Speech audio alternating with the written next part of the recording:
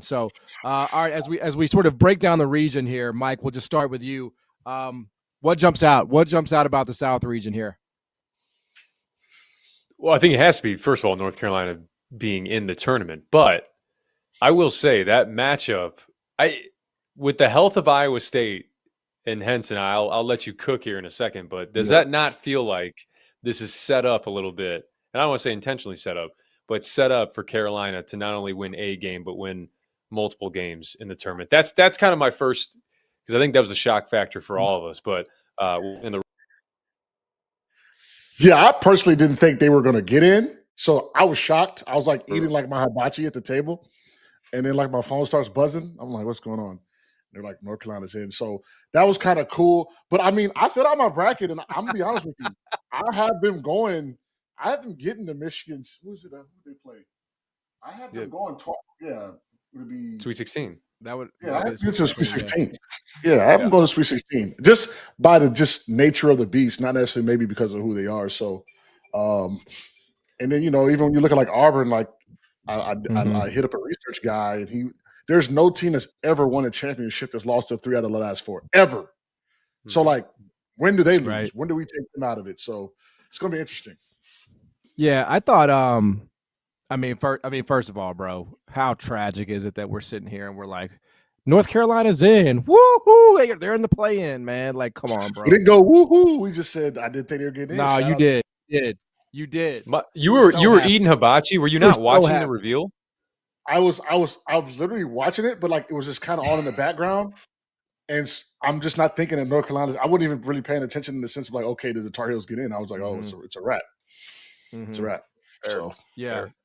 Now is your chance to prove you're smarter than the field of 68. We're hosting a Survivor contest with our partner Splash Sports. There's a $25 entry fee, a 25 entry max in the contest, and more than 1,700 spots available, which means there's a $40,000 max prize for the winner. Survivor is the future of March Madness. Each day you pick a team to win. If they win, you advance. We'll also be running a free to enter bracket contest as well as a second chance Survivor in the Sweet 16. So prove you know more ball than the field of 68 on Splash Sports. I saw a graphic. I don't have it in front of me, but I saw a graphic basically that of the kinds of teams that get in these games, these play-in games, like as these 11s go, North Carolina is among the highest rated of those teams. So Henson, are you like, is this going to be a deal where Carolina gets in, that people are going to argue about whether they should have gotten in, and they're going to win on Tuesday, and they're going to try to make a run? Is that what's about to happen for the Tar Heels? I think that people saying that they don't deserve to be in, obviously it's a hot topic. It's trending on Twitter. Everyone has something to say. I think that could be used as fuel, motivation. But when you look at how they've been playing over the last month, they're a tournament team. I know they only have one quad one win, but I think the committee also saw that they didn't shy away from the big boys, and they didn't go 14-0 in the non-conference and then pull a Oklahoma, right, and just get whooped on in the ACC. So, it'll be interesting to see. It's going to be an interesting case study, because if they can win a couple games, everyone's like, okay, whatever. But if they lose, then it's going to be the conversation of, well, should someone else have been in? Maybe West Virginia. So, they got, 2 days? Yeah, they got to probably leave tomorrow. So they'll probably leave tomorrow. They got practice, and it's time to put up or shut up at this point. And I think for the world as a whole, it's going to be an intriguing game to see them play. You're just not used to like Carolina in the first 4. Like, that's nasty work. You know what I'm saying? Like, got to tune in the first 4 to see like a blue blood. Even Texas, like Xavier, like that's going to be a good game too.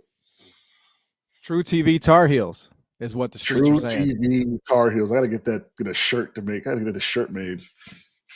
I did think that the committee, Mike, sent a message with Carolina getting in and also Memphis's seed of 5. I mean, we spent, the last 2 months kind of assuming Memphis would, and we'll get to them, but they would be a lower seed. And then, North Carolina here was on that cut line, and it just felt like it was a message.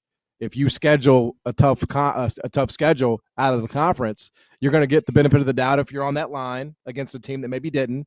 And if you're a team like Memphis that played a tough one, you're going to get rewarded if you win those games. I thought that was definitely a big message they sent today.